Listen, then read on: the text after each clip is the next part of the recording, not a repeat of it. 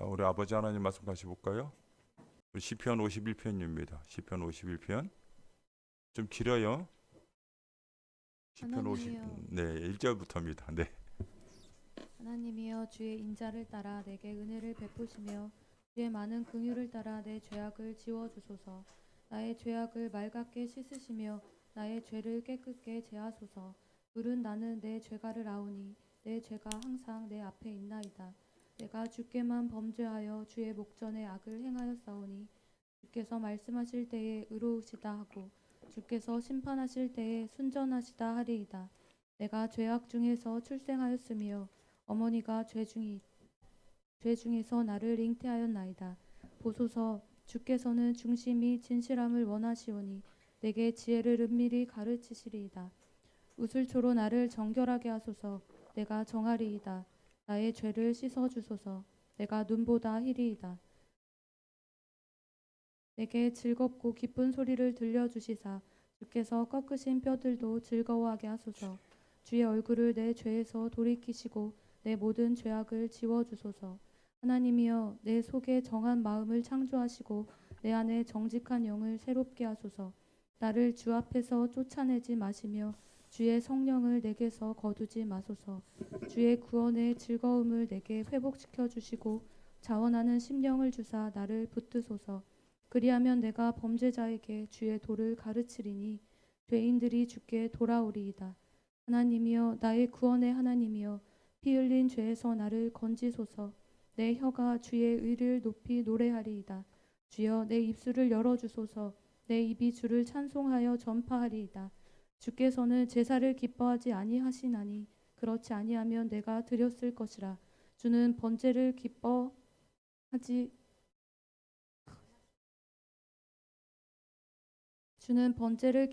아니하시나이다. 하나님께서 아멘. 구하시는 제사는 상한 심령이라. 하나님이여, 상하고 통회하는 마음을 주께서 멸시하지 아니하시리이다. 아멘. 여러분 이제 세 번째 시간까지 잘 달려오셨습니다. 여기 뒤에 앉아 앞에 앉지? 아직 눈이 잘 안 보여서요. 앞에 앉으면 잘 보여서. 네, 여러분 이렇게 만나서 너무 고맙고 너무 좋습니다. 올해는 저기 여러 가지 일도 많았고 그랬지만 이제 안타까운 일 중에 하나는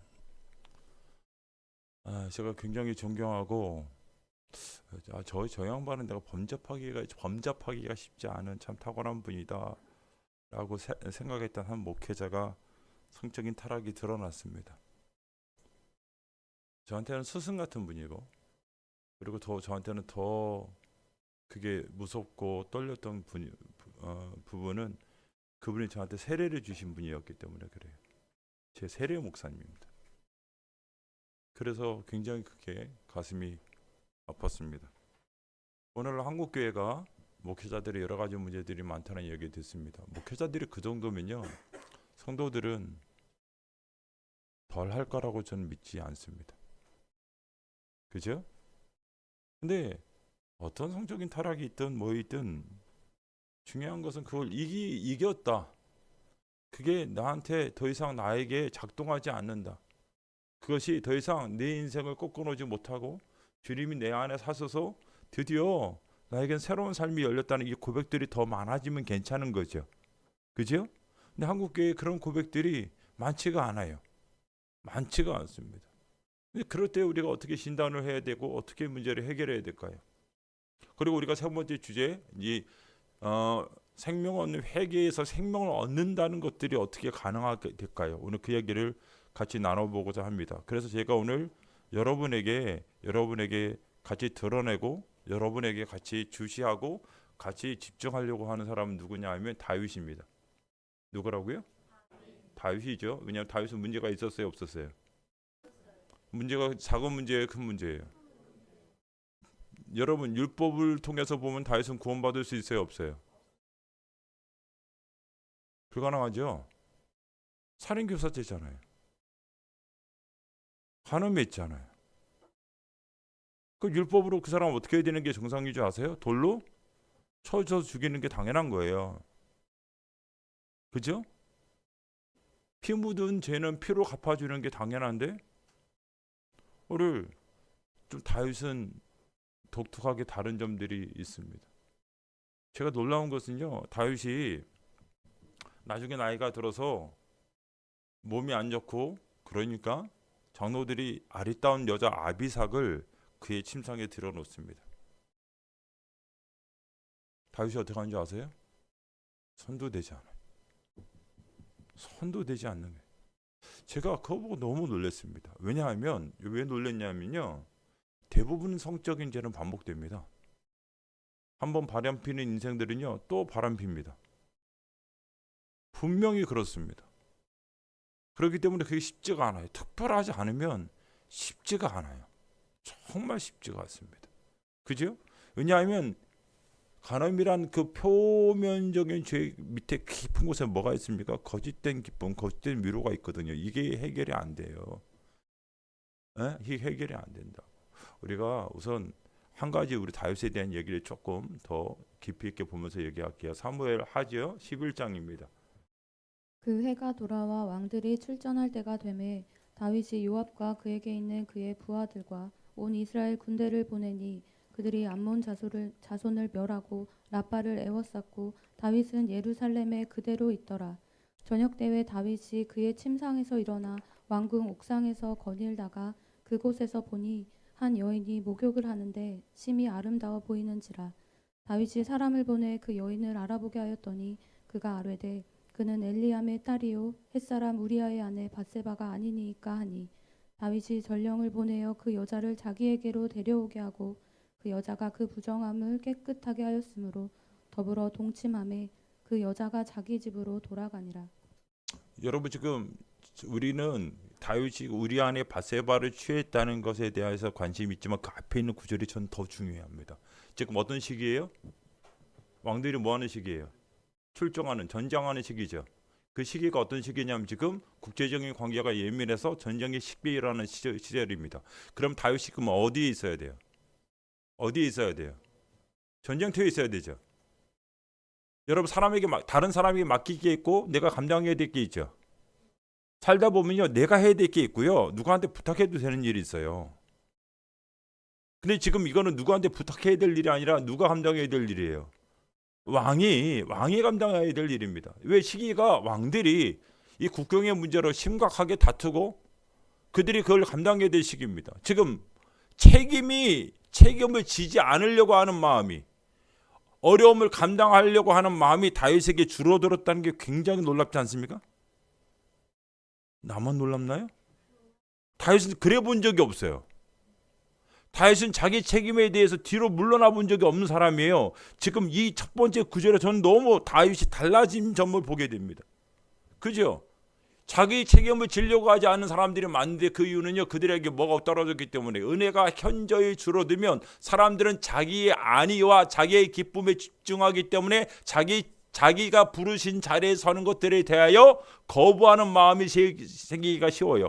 표면적으로는 책임을 지는 것이 아닌, 책임 안 지는 그냥 회피적인 현상인데 내면에 더 깊이 들어가면 그에게 뭐가 있냐면 은혜가 떨어져 있다는 거예요. 다윗은요 자기가 전쟁하지 않으면 어떤 사람인 줄 아세요? 자기가 혹시 어떤 일 때문에 나가지 못해서 자기가 전쟁터에 있지 못하면 뭐 할 사람일 것 같아요? 기도할 사람이에요. 지금 다윗이 지금 어디에 누워 있었어요? 어디에 누워 있었어요? 그렇죠. 침상에 누워 있었습니다. 그거 지금 어디 있어야 되냐면 하나님의 언약궤가 있는 성전에서 엎드려 있어야 되는 거예요. 하나님, 요압을 통해서 지금 전쟁이 일어나고 있습니다. 만군의 여호와여 당신의 백성을 돌봐주시고 악한 자들이 우리의 이 하나님의 땅을 침범하지 못하도록 지켜주시며 성령의 불이 임하여 아버지 하나님 적들을 부셔주옵소서. 만군의 여호와여 도와주옵소서. 여러분 다윗은 아는 사람이에요. 뭘 아냐면요. 여러분 보세요. 모세가 암몬 자손과 싸울 때 손에 들면 어떻게 됐습니까? 이겼죠. 손에 내려오면요. 그거 아는 사람이에요. 하나님 그렇게 일을 한다는 거 아는 사람이라고. 근데 지금 어떻게 하고 있습니까? 그가 쉬고 있어요. 기도를 쉬고 있다고요. 기도를 쉬고 있다고요. 기도를 쉬고 있다니까. 은혜가 떨어지면요. 기도는 짐이 돼요. 은혜가 떨어지면 자기 은혜가 떨어지면 내가 사는 거예요. 은혜가 떨어지면 내가 살아. 내가 사는 사람들은 기도를 통해서 하나님이 나를 살게 하시는 것을 안 합니다. 왜? 내가 내 삶을 뭐 할 수 있으니까. 카운팅하고 내가 내 삶을 뭐 할 수 있으니까. 살아낼 수 있으니까. 뭐 하지 않아요? 기도하지 않아요. 기도하지 않아요. 부르짖고 기도해야 될 정도로 자기 인생에 자기가 하나님 앞에 절박하지 않아요. 지금 우리 안에 밧세바를 취하는 것은 그냥 열매이지만 그 가지들이 놀라워요. 책임을 감당하지 않고 있죠. 책임을 감당하고 있지 않죠. 그리고 그가 뭐 하고 있지 않아요. 중요한 순간에 뭐 하고 있지 않습니까? 기도하지 않아요. 여러분 잘 보세요. 은혜가 줄어들면 죄가 일어납니다. 경험해 봤어요? 안 해봤어요? 혹시 저만 쓰레기인가요? 네? 경험해 봤어요? 안 해봤어요? 다 해봤죠? 그래서 저는요, 아까도 누구한테 그런 얘기했어요. 나는 기도를 안 하는 사람이 죄를 이긴 것을 단 한 번도 본 적이 없다.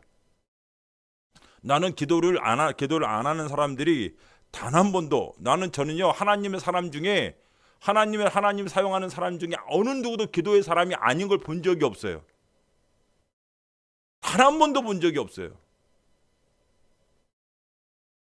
왜냐하면 은혜 가운데, 은혜 아래에 있는 사람들은요, 자기의 부족함을 알아요. 자기 힘을 의지하지 않는 걸 알아요. 누가 도와야 됩니까? 우리 삶에 하나님이 도우셔야 돼요. 절박하게 아침에 일어나고 새벽에 일어나서 그 무엇보다도 그분에게 엎드려 하루 종일 있어야 될 일들을 알고 내 사랑하는 아내와 아이, 사랑하는 교우들을 위해서 기도하는 것들이 가장 첫 자리라고 난 믿게 돼요. 전 못하기 때문에 그래요. 하나님 아셔야 됩니다. 근데 기도 안 하고 싶을 때가 제가 있을까요? 없을까요?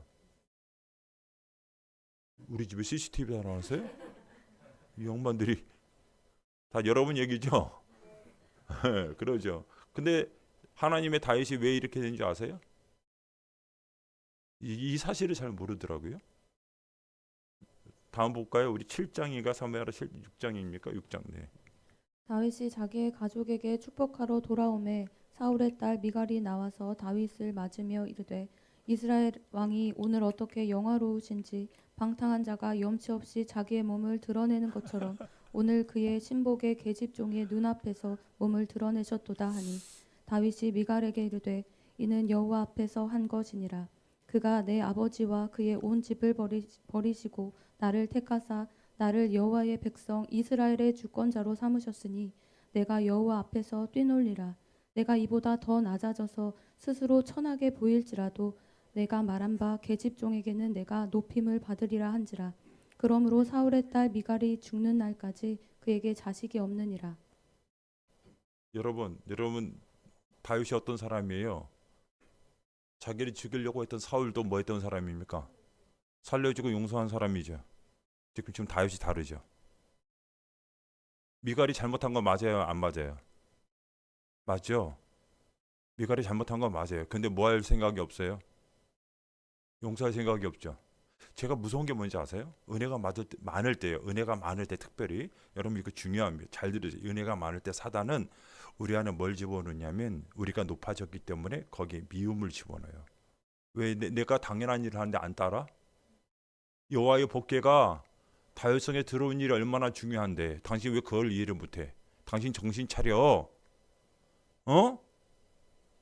가장 훌륭하고 가장 아름답고 가장 위대한 일을 하나님이 하실 때 인간들은 그게 자기 일인 줄 알고 자기의 공로인 줄 알고 그것을 붙들고 있을 때 사람들이 그것에 따르지 않게 뭐가 생기죠? 미움이 생기고, 그죠? 선함이 생기죠. 이후로부터 미갈에게 뭐가 없어요? 자식이 없죠. 무슨 말이냐고요? 다윗이 미갈에 대한 미움을 뭐 하지 않았다는 거예요? 풀지 않았죠. 사람에 대한 미움을 풀지 않으면요 하나님의 은혜도 내리지 않아요. 모르셨어요? 너희가 나한테 제사하러 올 때 형제와 싸운 일이 있으면 먼저 해결하라 그러잖아요. 다윗이 오늘 자기의 책임의 자리에서 책임을 감당하지 아니하고 기도의 자리에서 기도하지 못했던 근본적인 일을 쫓아가 볼까요? 무슨 일이냐? 미갈 문제가 있어요. 놀랍지 않습니까? 죄는요 죄는 작게 들어오지만 우리를 장악하려고 하는 의도와 확장성이 있습니다. 죄는 작게 들어올지 몰라도 우리의 모든 생각과 우리의 모든 결정을 이 분명히 장악하려고 하는 뭐가 있습니까? 의도와 계획이 있어요. 이게 죄가 여러분 만만하지 않은 것입니다. 제가 왜 이런 얘기하냐면요. 오늘 아까 시편 51편에서 처음 부분에 저는 보고 너무너무 놀래요. 왜 놀랐냐면 다윗이 자기 우리아 안에 밧세바를 취한 잘못에 대해서 언급하는 부분이 있어요, 없어요? 있어요, 없어요? 없어요. 내가 우리 안에 밧세바를 취해서 하나님께 범죄했습니다라고 그냥 자기 행위의 부분을 얘기한 부분이 하나도 없어요. 놀랍죠? 그가 자기 행위의 문제라고 얘기하지 아니하고 자기가 어디에서 태어났다고요? 죄 가운데 태어났다. 진리로 자기가 어떤 존재인지를 결정하는 사람이에요.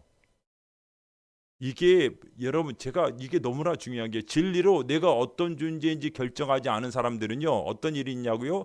죄가 그를 결정해요. 죄가 자기를 결정한다고. 오늘 제가 어제도 우리 최디영 전도사가 그 얘기할 때 무릎을 탁 쳤어요. 저 말이 사실이다. 무슨 말입니까? 죄가 인간의 생명 안에 들어와 있다. 와, 저 정말 맞는 말이다. 여러분, 사과 씨앗을 심으면 뭐가 나옵니까? 사과 나오죠. 그죠? 여러분, 포도 씨앗을 심으면 뭐가 나와요? 그죠? 맞죠? 인간의 생명 안에 죄가 들어와 있어서 죄에 오염된 생명이라면 뭐가 나오겠어요? 사람들은요, 간음이 문제래요. 아니에요. 사람들은요, 돈에 대한 욕심이 문제래요. 아니에요. 사람들은요, 수많은 다른 것들이 문제래요. 아니에요. 뿌리가 문제. 뿌리. 하나님을 사랑하지 아니하고 누구를 사랑하는 거? 자기를 사랑하는 거. 자기를 사랑한다고 얘기하면서 사실은 자기의 쾌락만 사랑하는 거. 자기 존재 자체가 뭐라는 사실을 인정하지 않는 거? 죄라는 사실을 인정하지 않은 것. 이렇게 무지하면서도 자기 무지에 대해서 두려워하지 않은 것. 자기가 어떤 존재인지 알려고 하지도 않고 그 존재에 그런 자기가 그런 존재라는 사실을 인정하지도 않고 그런 사실을 인정했다고 하는데 하나님을 찾지도 않는 이 말도 안 되는 이 상황에 있으면서도 아무것도 깨닫지 않고 아무것도 두려워하지도 않고 아무것도 갈망하지 않고 이런 걸 뭐라고 부르는지 알아요? 죽음이라고 불러요. 모르셨어요? 죽으면 죽은 사람에게 무슨 갈망이 있습니까?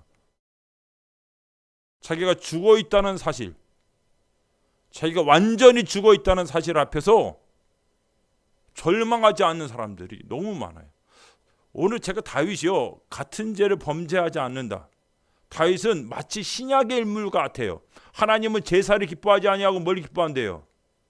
상한 심령을 기뻐한다고 그러죠. 깜짝 놀랐어요. 저는 잘 놀래요. 잘 놀래요. 왜 그러냐면 이 얘기를 처음 한 게 다윗이에요. 그 다음부터 모든 선지자들이 이 얘기를 합니다. 놀랍지 않아요?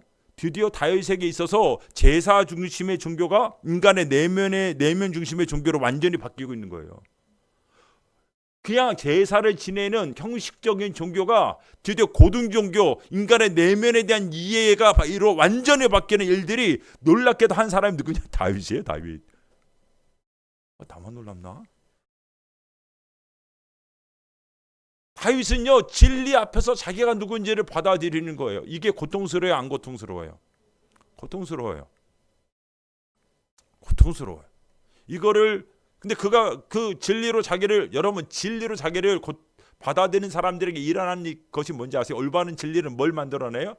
따라합시다. 올바른 진리는 올바른 감정을 만들어냅니다. 오라 나여 망하게 되었도다. 오라 나는 공고한 사람이로다. 여러분들이 제가 분명히 얘기할 수 있어요. 내가 죄인이라는 사실을 받아들였다 그랬죠? 아니요. 저는 안 믿어요. 그게 진짜면 여러분 집에 안 가고 여기서 밤새 기도할걸요?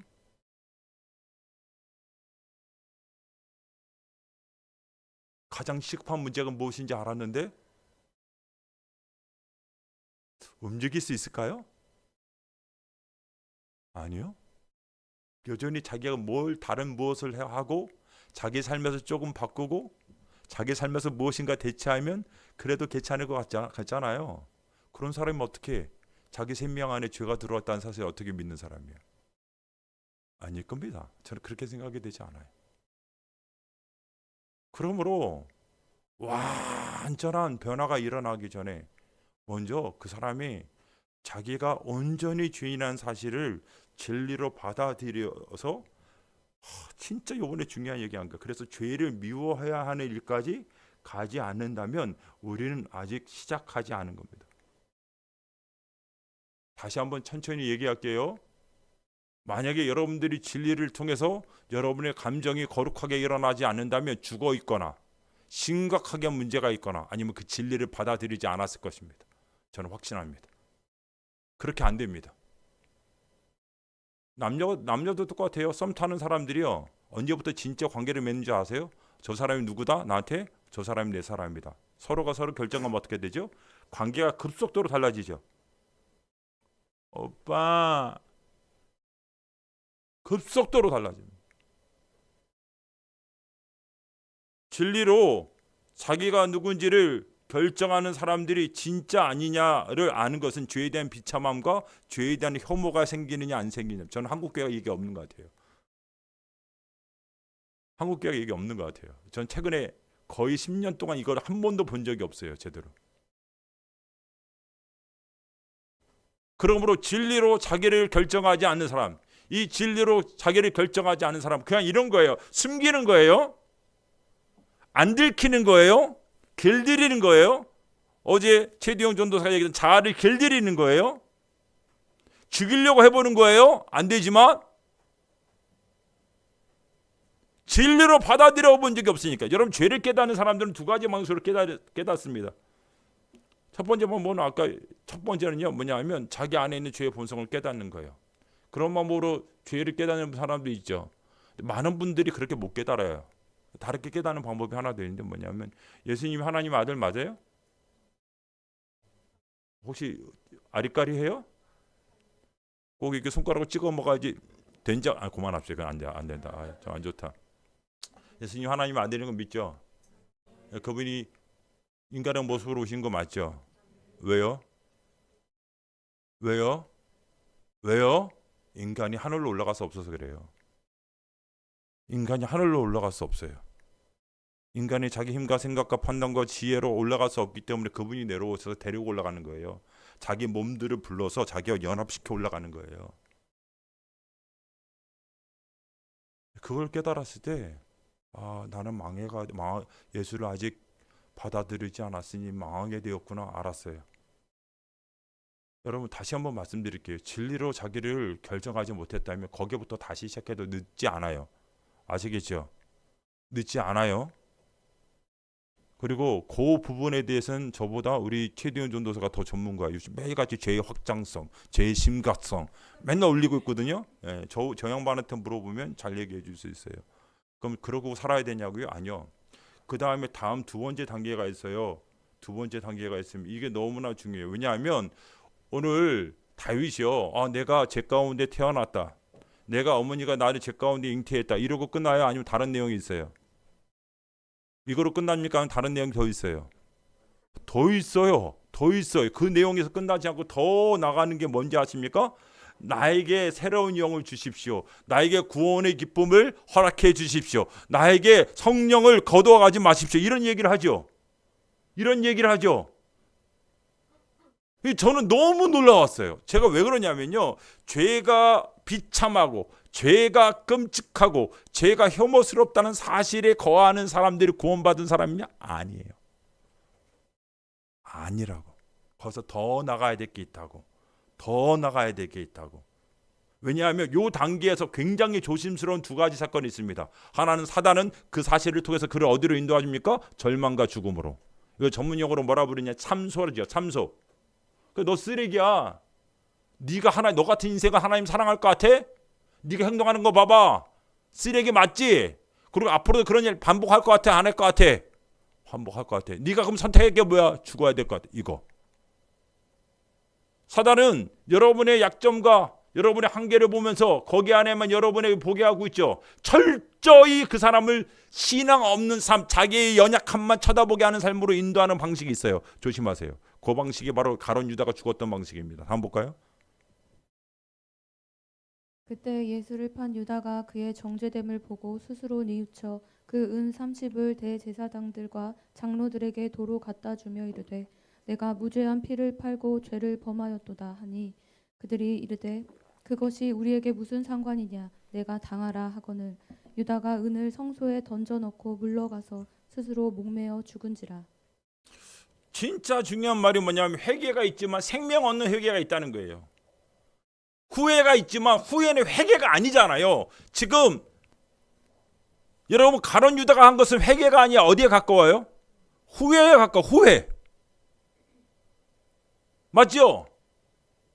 하나님의 시각으로 자기를 본 거 맞아요. 자기가 문제 있는 인생이란 말이에요. 내가 문제가 있구나라고 받아들이는 게 지혜일 수 있지만 믿음은 아니라고. 가룟 유다가 죽었던 이유 제가 여러분 이 얘기 꼭 해드리고 싶었어요.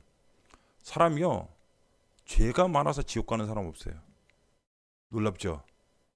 예수 안 믿어서 지옥 가는 거예요. 죄를 깨달아서 심각한 죄를 깨달아서 구원받는 사람 없어요. 죄를 깨닫고 그리스도에게 나와야지 구원받는 거예요. 정신 차려야 돼요. 자기의 부족함을 왜 하나님이 우리를 보게 하시겠습니까? 하나님이 우리의 연약함을 왜 보게 하시겠습니까? 하나님이 왜 우리를 구렁텅이에 있는 것처럼 우리를 왜 두겠습니까? 가룟 유다는요 베드로와는 다른 점이 이거예요. 가룟 유다는 자기의 잘못을 봤어요, 안 봤어요? 봤죠? 그리고 후회했어요, 안 했어요? 심지어는 자기 잘못한 걸 뉘우쳐서 돈을 갖다 주기까지 했죠. 그지만 사단의 참소, 너는 쓰레기야. 너는 변할 수 없어. 사실을 근거로 우리에게 얘기할 때 우리는 꼼짝 못하죠. 경험해봤어요? 안 경험해봤어요? 그것도 혹시 저만 경험한 건가요? 경험해봤죠? 그래서 자기 지옥에 있는 사람들이 있어요, 없어요? 그거 신앙 아니라고 정신 차려요. 그게 왜 신앙이야? 베드로는요 똑같았죠. 베드로 예수님 부인했습니까, 안 했습니까? 내가 죽을지언정 내가 당신을 부인하지 않겠다고 얘기했던 그가 몇 번 부인했어요? 3번 부인했죠. 쓰레기야, 쓰레기 아니에요. 그죠? 쓰레기 중에 묵은 쓰레기, 상쓰레기라고. 근데 가룟 유다가 다른 점이 뭔지 알아요? 주님이 디베라 강가에서 그를 만나 주셨어요. 내가 나를 사랑하는 자라고 얘기했을 때요 말도 안 돼. 그렇게 얘기 안 했어요. 내가 나를 사랑하느냐 그럴 때 그가 뭐라 그랬어요? 그거예요. 자기의 연약함이 아니라 자기를 사랑하는 분을 보잖아. 자기의 연약한 분만 보는 게 아니라 자기를 사랑하는 분을 보잖아. 그게 가룟 유다와 누구의 차이예요? 베드로의 차이예요. 베드로가 왜 살 수 있는지 알아요? 가룟 유다보다 사실은 어떤 면에서 보자면 베드로가 더 큰 죄인일 수 있어요. 그리고 베드로에는 이런 일이 한두 번이 아니에요. 이런 일이 있었습니다 그랬다가 혼났죠. 사단아 뒤로 물러가라. 베드로는 가끔 그래요. 근데 베드로에게 좋은 점이 뭔지 알아요? 잘못을 시인하는 걸로 끝나는 게 아니라 어떻게? 그리스도에게 나올 줄 안다고. 여러분 오늘 같이 기도할 때 여러분들께 부탁하고 싶은 게 있어요. 여러분 우리가 3명의 설교자를 통해서 왜 3번 얘기하게 한 줄 아세요? 3번째까지 가야 되기 때문에 그래요. 제가 조용필이기 때문에 마지막에 나왔다 이런 얘기하는 게 아니에요. 무슨 말인지 아시겠습니까? 생명 얻는 회개지 지옥 가는 회개 아니란 말이야. 제발 하나님이 여러분의 인생을 포기하지 않았다면 여러분도 포기하지 말고 주님 앞에 나와야 된다고. 아시겠습니까? 그러려면 어떻게 해야 될까요? 여러분의 자신에 대해서도 환경에 대해서도 어떤 상황에서도 그리스도가 여러분에게 주신 은혜들을 기억하고 끝까지 그 자리에 있어요. 은혜를 기억하는 사람이 죄에서 탈출하기 시작해요. 따라합시다. 은혜를 기억하는 사람이 죄에서 나오기 시작합니다. 이게 중요한 거예요. 이게 중요한 거라고. 이게 너무너무 중요해요. 우리 슬로보니게 여인에 대한 얘기를 볼게요. 예수께서 거기서 나가사 두로와 시돈 지방으로 들어가시니 가나안 여자 하나가 그 지경에서 나와서 소리질러 이르되 주 다윗의 자손이여 나를 불쌍히 여기소서 내 딸이 흉악하게 귀신 들렸나이다 하되 예수는 한 말씀도 대답하지 아니하시니 제자들이 와서 청하여 말하되 그 여자가 우리 뒤에서 소리를 지르오니 그를 보내소서. 예수께서 대답하여 이르시되 나는 이스라엘의 집에 잃어버린 양 외에는 다른 데로 보내심을 받지 아니하였노라 하시니 여자가 와서 예수께 절하며 이르되 주여 저를 도우소서. 대답하여 이르시되 자녀의 떡을 취하여 개들에게 던짐이 마땅하지 아니하니라. 여자가 이르되 주여 올소이다마는 개들도 제 주인의 상에서 떨어지는 부스러기를 먹나이다 하니 이에 예수께서 대답하여 이르시되 여자여 내 믿음이 크도다 내 소원대로 되리라 하시니 그때로부터 그의 딸이 나으니라. 아멘. 예수님 좋으신 분이에요? 믿는 분들 아멘 하십시다. 여러분들께 잘해주니까 좋은 분이에요? 좋은 분이기 때문에 좋은 분이에요? 안 잘해줘도 좋은 분이에요? 진짜예요? 고난을 줘도 좋은 분이에요? 아멘. 좀 작아졌죠? 딱 걸렸어요. 한 여인에게 자녀가 있는데 뭐에 걸렸어요? 어떤 일이 있어요? 귀신 들렸죠? 여러분 이런 일이 실제로 있어요? 없어요? 본 적 있어요? 없죠? 심각합니다. 심각합니다. 그런 일이 없기를 원합니다. 그런 일이 있을 때가 있어요. 저는 여러 번 경험해서요. 나 한때는 축사 사역이 내 전문 사역이 될 줄 알고 깜짝 놀란 적도 있어요. 툭 한번 데려와요. 우리 지금 장천희 선생님 웃잖아요. 옛날에 그랬어요, 안 그랬어요? 네, 그래 사실이에요. 진짜 나는 이게 장로교 목사가 축사 사역하는 사람이 될 줄 알고 은사 사역자가 된 줄 알고 맨날 안수하고 돌아다녔어요. 사람이 인생을 정말 비참하게 만들어요. 이 귀신 들린 사람들의 가장 심각한 문제는 뭐냐면 자기 생각을 통제 못해요. 계속 어떤 생각이 들리고 어떤 환청도 들리기 뿐만 아니라 자기 생각을 자기가 이렇게 밀어낼 힘이 없어요. 계속 끌려다녀요. 계속 끌려다녀요. 참 어렵습니다. 근데 사랑하는 자녀가 다른 사람과 소통이 안 되고 자기 세계 안에 있어서 계속 어떤 소리를 듣고 이상한 짓을 하는 것을 보면 부모 마음이 어떨 것 같아요? 찢어지죠? 찢어집니다. 제가 보기엔 이 슬로보니의 여인이요. 아마 그쪽 지역에서 할 수 있는 거 다 했을 거예요. 자녀가 아프면요 다 해요. 다 합니다. 다 해요. 그 여인이 이 여인이 누구한테 나왔습니까? 예수님에게 나왔죠. 다윗의 자손 예수요. 제 딸이 귀신 들렸습니다. 불쌍히 여겨주소서 그러죠. 그럼 예수님은 인격적이고 좋으시고 좋으신 분이니까 어떻게 해주셔야 돼요? 그래? 아이고 많이 힘들었지. 눈물 닦아. 괜찮아. 울지 마. 자 앞장서 내가 따라갈게. 내가 죽여줄게. 내가 걱정하지 마. 이러야 될 것 같잖아. 그래 안 그래요? 내가 안수해서 내가 쫓아내줄게. 이 썩을 어디? 그래야 될 것 같잖아요. 근데 뭐라 그래요? 돌아보지도 않아요. 여러분 이상하지 않아요? 예수님 좋은 분이잖아요. 좋다며요. 선한 분이라며요. 근데 여러분 가끔 주님이 이럴 때가 있어요. 왜냐하면 주님은 여러분 이걸 나중에 깨닫게 되는데요. 주님 우리한테 그러시는 이유가 있습니다. 주님 앞에 나온 의도가 주님 때문인지 주님의 도움 때문인지를 구분시킬 때가 있어요. 다시 한번 얘기할게요. 주님이 우리에게 마치 차가운 벽처럼 우리에게 얘기하지 않을 때가 있습니다. 너는 나를 찾는 자냐? 나의 도움을 찾는 자냐? 물어보실 때가 있어요. 아마 여러분 통과를 하셔야 될 겁니다. 많은 사람들이 하나님을 찾지 아니하고 하나님의 도움을 찾는 자들은요. 아마 그렇게 하다가 가게 될 겁니다. 또 안 들으시니까. 이 여인이 그 안 들을 때 어떻게 했어요? 아이샹. 그리고 갔습니까? 더 소리를 지릅니다. 엎드립니다. 그러니까 제자들이 뭐래요? 예수님, 시끄러워요. 저 여자 좀 보래요. 그렇게 얘기하죠. 그랬더니 예수님이 뭐라 그래? 내가 이스라엘에 잃어버린 양을 위해서 부르심 받았지 내가 이방 여자를 위해서 내가 온 거 아니야. 이렇게 얘기하죠. 모욕도 그런 모욕이 없어. 상대방한테 얘기하는 것도 아니고 누구한테 얘기하는 거예요. 제자들에게 얘기하잖아요. 이거 전문용어로 뭐라 그래요? 뒷담화. 그렇죠? 이거 사람 취급도 안 하는 거잖아요. 예수님 그런 분이냐고요? 예, 그런 분이에요. 주님은 때때로 우리에게 뭘 물어봐요? 진정성을 물어봅니다. 진정성을 물어봐요. 사람의 관계는 모두 다 한 번은 꼭 뭘 물어보게 돼 있어? 진정성을 물어보죠. 오빠, 왜? 오빠 나 사랑한 건 맞아? 이거 왜 물어봐?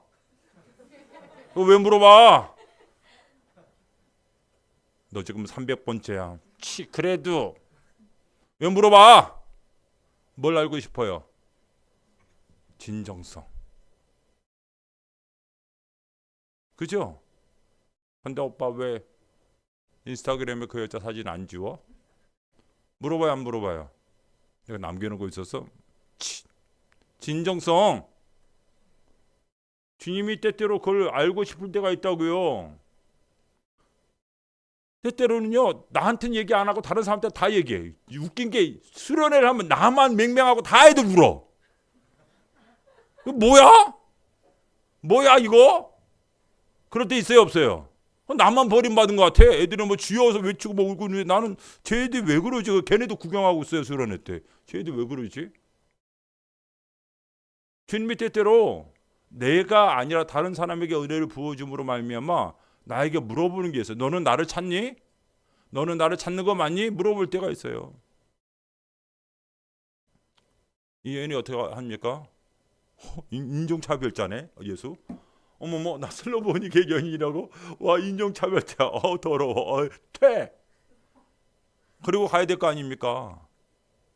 인권, 인종차별, 보편적 진리. 우리가 우리 생각으로 주님을 설득해봐야 설득당하나. 주님은 자녀들의 떡을 취하여 개들에게 주는 것이 뭐하지 않다고요? 옳지 않다 그러죠. 이거 여기에 욕 아니에요? 여기에 욕 아니에요. 여기죠. 여기잖아. 여러분이 내가 개 이름 좋아요 안 좋아요? 그럼 여러분 멍멍 이럴 거예요? 안 그렇잖아요. 미안합니다. 무리를 방금 했죠. 미안해요. 그죠? 내가 여러분들 이 개야 그럼 여러분 뭐라 그래요? 반사, 무지개 반사 이럴 거 아니에요? 그러면 돼요 안 돼요? 안 되죠. 그거 안 된대요. 근데 예수님 왜 그래요? 거절은 때때로 주님의 거절은 더 깊은 전진을 요구할 때가 있어요. 이거를 지금 잘 들어요. 내 말을 잘 들어야지 사는 거예요. 이거는 주님의 거절은 때때로 더 깊은 뭐예요? 전진을 요구할 때가 있단 말이야. 내가 너를 개라고 얘기해도 너 받아들일 수 있어를 물어봐요. 어떤 자매가 있어. 그 자매가 자꾸 형제를 만나면 때려. 막 물기도 하고. 그 형제가 미칠라 그래.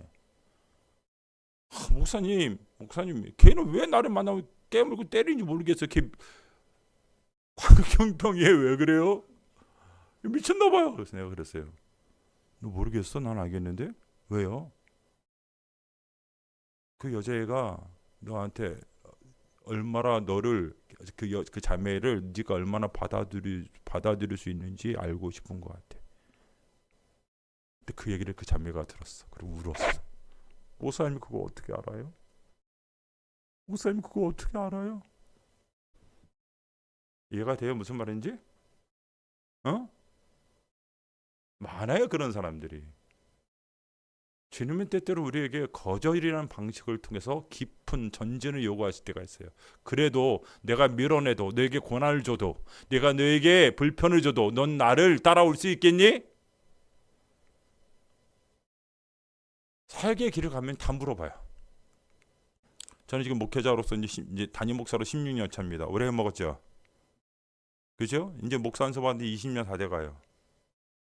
이거 꼭 물어봐요. 꼭 물어본다고. 너 그래도 이렇게 불편해도 문제가 있어도 자녀가 아파도 네 몸이 안 좋아져도 너 따라올 수 있겠니? 물어보시는 분이에요. 깊은 거절처럼 보이지만 그건 온전한 부르심을 위해서 부르신 거라고. 아시겠어요? 이거 진짜 중요한 얘기예요. 어디 가서 다 우리끼리만 하는 얘기니까 이거 인터넷으로 방송되는구나. 깜빡했다. 얘기하지 말 걸. 무슨 말인지 알겠어요? 그러니까 주님의 거절에 쫄지 마요. 쫄지 말라고. 근데 이 여인은 대단한 여인이에요. 얼쏘이다마는. 그렇죠? 얼쏘이다마는. 걔들도 자녀의 상에서 떨어지는 부스러기를 뭐합니다? 주님이 뭐라 그런지 알아요? 주님이 2명한테만 이런 칭찬을 해요. 하나는 백부장이고 또 한 사람은 이 슬로보니게 여인이에요. 내 믿음이 뭐하다? 크다요. 절망이 그 사람의 인생을 장악하지 못하게 하는 믿음이 있는 사람. 왜 그런지 알아? 이 주님이 이미 어디에 와 있어요? 들어와 시돈에 와 있고 얘기하는 거죠. 여기 왜 와 있어? 아무것도 안 할 거면. 그래야 안 그래요? 그래서 믿음의 사람들은요, 아무것도 보이지 않는 것 가운데 신라 같은 믿음을 가지고 쓰는 거예요. 쉽게 얘기해 볼까요? 주님이 나를 주인이라고 깨닫게 하시고 철저히 내가 절망했어. 근데 나 숨 쉬고 있잖아. 나 숨 쉬고 있잖아. 그게 무슨 뜻인지 알아요? 주님께 나올 수 있는 기회가 있다는 거야. 그게 안 보입니까? 그게 안 보이세요? 하나님은 우리를 죄인이라고 얘기하신 것은요, 어떻게 나오라는 거예요? 믿음을 네가 나의 일, 나의 말을 가지고 내가 너에게 그동안 했던 수많은 일을 가지고 여러분 잘 생각해봐요. 하나님 여러분에게 악하게만 했습니까? 여러분 인생에 주신 은혜가 한 번도 없었습니까? 아니죠. 근데 왜 그건 안 붙들어? 왜 안 해준 것만 붙들어? 그게 불신앙이야. 하나님이 해준 단 한 가지라도, 오늘 내가 숨쉬고 호흡하고 있는 이 한 가지만이라도, 이 한 가지만이라도 붙들으려고 주님이 핏덩어리가 되더라도 나오라 그래요. 그래서 하나님이 그 믿음을 보기 원하시는 거예요. 생명 얻는 회개는요, 자기가 죄인인 것을 깨달은 것을 넘어서 그분에게 뭘 갖고 있는 거예요? 자기의 완전한 절망 가운데 그 절망하고 보다 훨씬 더 큰 희망인 예수에게 믿음을 갖기 시작하는 거예요. 이 슬로보니게 여인처럼 말입니다. 여러분 오늘 여러분의 인생에 하나님이 주신 은혜를 기억하고 일어나야 됩니다. 절망이 절망으로 끝나는 인생이 아니라 절망 가운데 주님은 그래도 나한테 선하신 분이야. 내가 이렇게 쓰레기고 내가 온전한 죄인이며 내가 내 자신을 변화시킬 수 없는 부지만 나에겐 나를 변화시킬 수 있는 분이 있다는 사실만으로 나는 일어날 수 있어. 나의 그 무엇에 대한 가능성이 아니라, 철저히 깨어진 나의 그 가능성이 아니라, 나에게 여전히 선하게 나를 지켜봐 주신 그분에 대한 이해가 나를 완전한 절망에서 고개를 들게 하는, 절망으로 죽음이 찾아오는 인생이 아니라 절망에서도 그리스도를 바라보게 하는 믿음을 일으킬 때가 있습니다. 여러분에게 그런 일이 있기를 예수님 이름으로 축복합니다. 제가 진짜 놀라운 게 뭔지 아세요? 물론 저는 날마다 놀라운 사람이지만 이 다윗이에요. 다윗이 굉장히 놀라워요. 다윗이 뭐라 그랬냐면 아까 그랬죠. 하나님 뭐보다 뭐를 기뻐한다고요? 제사보다 뭘 상한 broken heart, 깨어진 마음을 기뻐하시는 거죠. 그죠? 내가 어떤 마음이에요? 깨어진 마음이에요. 내가 내 자신을 뭐 할 수 없어요. 내가 하나님의 영광을 경험했던 사람이거든요. 다윗이 맞죠? 하나님이 여러분 돌팔매로 누구를 이겼습니까? 골리앗 이겼잖아요. 그런 일이 있을 수 있어요, 없어요? 그게 돌팔매 능력 때문에 골리앗이 이긴 게 아니에요. 하나님이 함께 하셨기 때문에 이긴 거죠. 수많은 여러분 전쟁 가운데 블레셋 가운데 그가 승리할 수 있었던 것은 그의 뛰어남이 아니라고요. 하나님이 함께 하셨던 것이죠. 뿐만 아니라 저 시글락에서 블레셋 지역 시글락에서 자기의 모든 소유가 다 빼앗길 때에도 그가 에봇을 붙들고 기도할 때 하나님 뭐라 그랬어요? 쫓아가면 만나겠다. 그가 여호와로 말미암아 힘을 얻고 나아갔잖아요. 그때도 다 하나님 찾아주셨어요. 이스라엘의 목동이었던 사람을, 이스라엘 가운데 목동이었던 사람을 이스라엘의 목자로 세우셨어요. 자기 한 게 아니야. 그걸 기억하고 일어서는 거예요. 지금 율법으로는 그 사람이 구원받을 수 있어요, 없어요? 없어요. 가능성이 없어요. 자기 참담한 죄가 자기 앞에 있다고. 오늘 이 다윗이 얘기한 것처럼 자기 죄가 자기 앞에 있어요. 맨날 마주쳐야 되고 맨날 직면해야 됩니다. 끔찍해요, 안 끔찍해요? 끔찍해요. 죽은 우리아가 시뻘건 피를 흘리면서 자기 앞에 서 있는 것 같아. 그걸 직면해야 될 겁니다. 그럼 사단이 그걸 통해서 너는 쓰레기야. 네가 사람 죽이고 무슨 왕이야. 그런 것을 경험해야 될 것입니다. 저는요, 성경 읽다가 한번 무릎을 탁 친 적이 있어요. 여기 요거 한번 읽어볼까요? 요거 참 난 이런 제가 썼지만 너무 좋아요. 같이 읽어볼게요. 이것이 있죠. 시작하면 이렇게 시작. 절망을 일으키는 사단을 물리치고. 이게 방금 얘기했던 얘기 하나 더 있습니다. 자, 넘어가 볼까요? 요거를 같이 요거를 읽을 거예요. 시작. 믿음이 생겼어요. 그 은혜를 기억함으로 믿음이 생겼으면 뭐 하라고요? 뭐가 올 때까지? 확신이 올 때까지 뭐 하라고요? 좀 기다리라고. 제가 왜 그러냐면 다음 구절 때문에 그래요. 다음 구절 너무 좋아요. 제가 이거 보고 진짜 할렐루야를 했거든. 할렐루야. 꼭 읽어봐 주세요. 여호와께서 내 주에게 말씀하시기를 내가 내 원수들로 내 발판이 되게 하기까지 너는 내 오른쪽에 앉아 있으라 하셨도다. 여호와께서 시온에서부터 주의 권능의 규를 내보내시리니 주는 원수들 중에서 다스리소서. 주의 권능의 날에 주의 백성이 거룩한 옷을 입고 즐거이 헌신하니 새벽 이슬 같은 주의 청년들이 주께 나오는도다. 여호와는 맹세하고 변하지 아니하시리라 이르시기를 너는 멜기세덱의 서열을 따라 영원한 제사장이라 하셨도다. 이거 맛있어서 제가 이런 거 아니에요? 오해하지 마세요. 나 구절이 너무 좋아서. 너무 좋아서. 어느 분이 PPL이냐고 물어보는 분 있어요. 무슨 예배 시간에 PPL이 어디 있어요? 그런 거 없습니다. 여러분 지금 첫 절이 충격적이죠? 저만 충격적이에요? 첫 절에 뭐라 그래요? 여호와께서 누구에게? 지금 다윗이 누굴 보고 있어요? 그죠? 다윗이 절망 가운데 기도하다가 지금 뭘 환상을 하나 봤어. 그가 자기 죄 때문에 가슴치고 기도하는 장면을 뭐라 그런지 알아요? 내가 내 눈물로 내 침상을 띄웠다 그래요. 율법으로는 구원받을 수 있어요, 없어요? 없어요. 어떤 방법도 보여요, 안 보여요? 안 보여요. 그가 할 수 있는 건 뭐냐면 broken heart, 깨어진 심령으로 하나님 앞에 우는 것밖에 없는 거예요. 하나님 나 어떻게 해요? 근데 왜 나 호흡하고 있어요? 하나님 나 어떻게 해요? 하나님 데려가세요. 저는 하나님의 심판을 봐도 할 말이 없는 인생이에요. 그렇게 하나님 앞에 모였던 사람이에요. 오열하고 기도하고 또 오열하고 쓰러지다가 기도했던 사람이에요. 그게 누구냐면 다윗이야. 근데 하나님이 그에게 한 가지 환상을 보여준 게 지금 이 부분이에요. 시편 110편의 위에는 다윗의 시라고 써 있어요. 전 이거 보고 옛날에 오열을 했거든. 너무너무 놀라운 거예요. 그가 눈이 열렸는데 여호와 하나님 믿고 그 오른편에 누가 있어요? 그 오른편에 있는 분을 지금 다윗은 내 주님이라 그러죠. 그렇죠? 그 내 주님한테 뭐라 그래요? 너는 저 사단의 목을 밟고 발등상이 될 때까지 어디에 앉아 있으래요? 내 오른편에 앉아 있으라.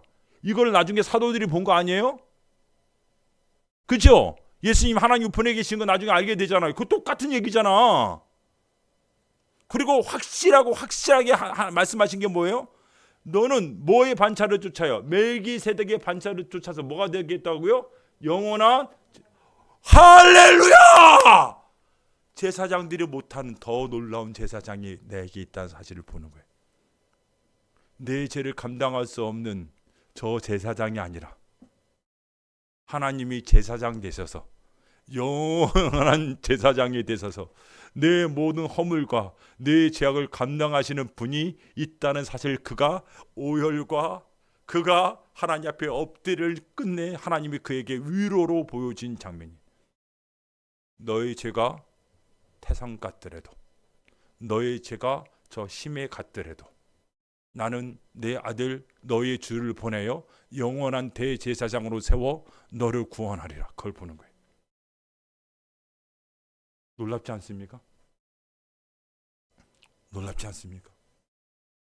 주님은요, 제가 이걸 꼭 여러분들께 말씀드리고 싶어요. 주님은 자기를 찾는 자에게 자기를 드러내신 분이에요. 다시 한번 이 얘기를 분명히 말씀드릴게요. 주님은 자기를 찾는 자에게, 하나님을 구하는 자에게 자기를 드러내시는 분이에요. 그분은 단 한 번도 그렇게 안 하신 적이 없어요. 다만 우리가 진정성을 가지고 주님이 거절할 때도 끝까지 주님을 향하여 나아갈 때, 주님은 너의 죄보다 나의 긍휼이 크다, 너의 연약함보다 내 능력이 크다, 너의 천박한 신분보다 너를 나의 자녀라고 부르는 나의 부르심이 크다라고 얘기하신 걸 듣게 될 것입니다. 그때 우리는 죄하고 처음으로 싸울 만한 용기를 가질 것입니다. 그래, 주님이 나를 붙들어 주시면 되겠구나, 주님이 내 안에 사시면 되겠구나, 내 힘으로는 안 되겠지만 그분이 나의 생명 되어 주시고 내 안에 살면 내가 이 싸움을 할 수 있겠구나, 그래 그분이면 할 수 있겠구나라는 믿음이 생기기 시작할 것입니다. 내가 아니구나, 그분이 내 안에 사는 거구나, 이 사실을 깨닫게 될 것입니다. 오늘 다윗의 이 시편 110편은요 너무너무 충격적이에요. 여러분 생각해봐요. 우리 안에 밧세바를 취하고 그 다음 요압에게 죽이라고 명령하고 끝내는 우리아를 죽였던 이 인생에게도 하나님이 자기를 보여주셔서 영원한 대제사장인 예수 그리스도를 보여주신 그분이라면 왜 우리에게는 아닙니까? 왜 우리에게는 그런 확신을 주지 않겠습니까? 믿음으로 그분 앞에 서서 간구하는 사람들에게 주시는 큰 복이 바로 이런 확신이에요. 내가 너를 감당하마. 너가 너 감당 안 되지? 내가 너 감당하마. 그래서 내가 왔어. 네가 네 삶을 감당할 수 없으니 내가 왔다. 그래서 몸찢어서 내가 너를 내 걸로 만들었어. 그래서 너는 부유해도, 너는 못났어도 내가 나의 피로 너를 바꾸었고 너는 내 것인 거야. 그 음성이 우리 인생에 들려올 때 우리는 전적인 자기 포기를 넘어 전적인 그분의 순종으로 나아갈 힘이 생길 것입니다. 여러분과 제 안에 그런 일이 있기를 예수님의 이름으로 축복합니다.